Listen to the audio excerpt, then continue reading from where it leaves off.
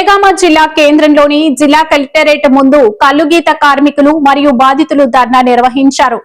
కల్లుగీత కార్మికుల సంఘం ఆధ్వర్యంలో జరిగిన ఈ నిరసన కార్యక్రమంలో జిల్లా నాయకులు పాల్గొన్నారు.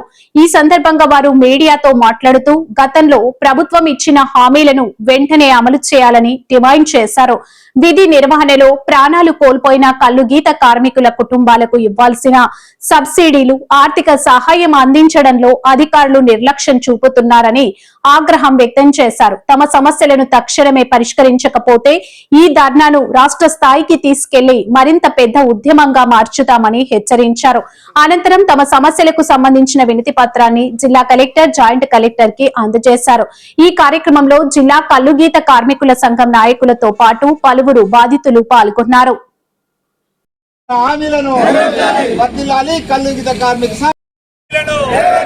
గీతా కార్మికులకు ప్రభుత్వం ఇచ్చిన హామీలను వృత్తి పింఛని 2000 నుండి 4000 రూపాయలు.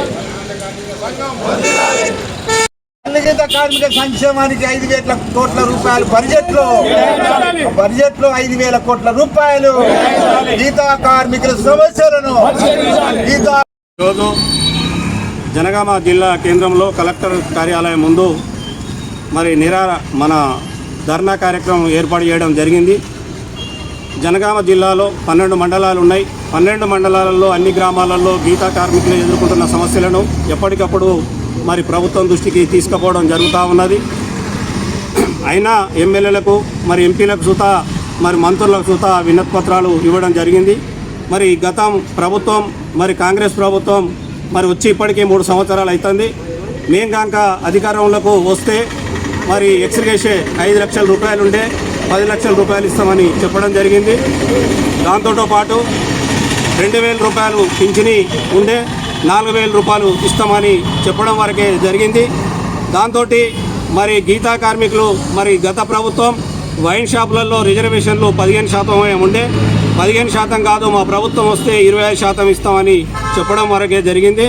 ఇవన్నీ అమలు చేయాలని, అదే విధానంగా 3 సంవత్సరాల నుండి పెండింగ్లో ఉన్న ఎక్స్గ్రేషే రాష్ట్ర వ్యాప్తంగా 14 కోట్ల రూపాయలు పెండింగ్లో ఉండే మొన్న సూత మంత్రులకు సూత వినతి పత్రాలు ఇచ్చినాం.